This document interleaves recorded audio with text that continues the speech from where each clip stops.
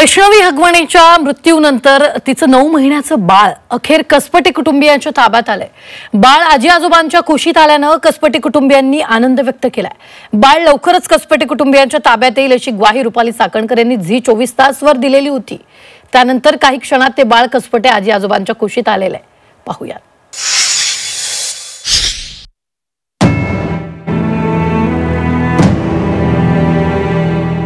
वैष्णवी गेली आणि 9 महिन्यांच्या बाळाचे हाल।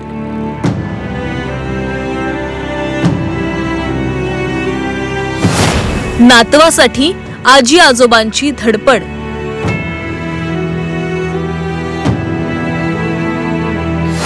अखेर नातू आजोबांच्या कुशीत।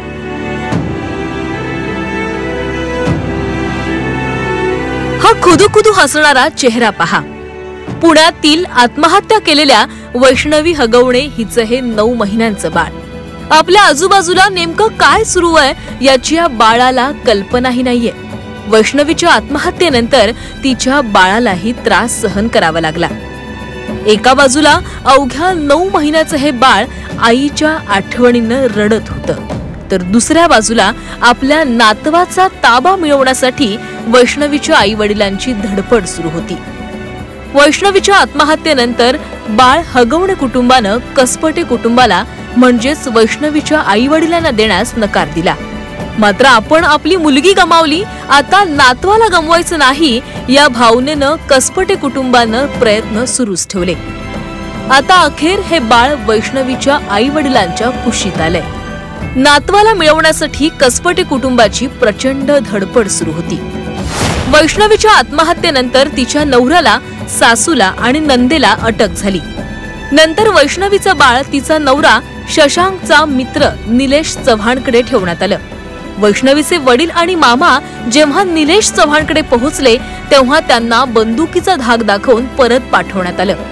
त्यानंतर ते बाळ हगवणेंचे निकटवर्तीय पवळेंकडे ठेवण्यात आलं। नंतर ते बावधन पोलिसांच्या स्वाधीन केलं आणि मग ते आजी आजोबांकडे सुपूर्द करण्यात आलं। निलेश चव्हाण आले तिथे, त्यांच्या कमरेला रिव्हॉल्वर लावलेली होती। तर अशा परिस्थिती लावलेली असल्यामुळे आम्ही सगळे थोडे हादरलो। मग म्हणला तुम्ही इथं कसे आले आमच्या घरात, निघा घराच्या बाहेर निघा।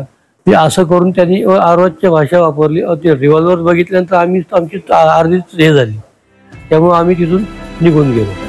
बाळाची शोधाशोध सुरू असताना राज्य महिला आयोगानं या प्रकरणाची दखल घेतली।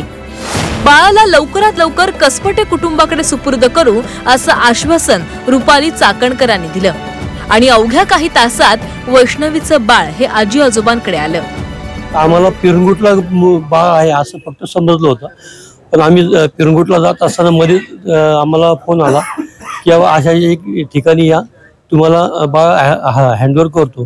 तुम्ही कोण बोलताय? तर तुम्हाला त्याशी काय हे नाहीये, आम्ही बाळ तुम्हाला हगवणेंचे जे नातेवाईक होते त्यांनी आम्हाला ते बाळ हस्तगत आमच्याकडे सुपूर्द केलं। अनेक प्रयत्नांनंतर अखेर वैष्णवीचं बाळ आजी आजोबांच्या कुशीत विसावलंय। आता आपल्या लेकीलाही लवकरात लवकर न्याय मिळावा अशी अपेक्षा वैष्णवीच्या आई वडिलांनी व्यक्त केली आहे। कैलासपुरी, झी 24 तास, पिंपरी चिंचवड।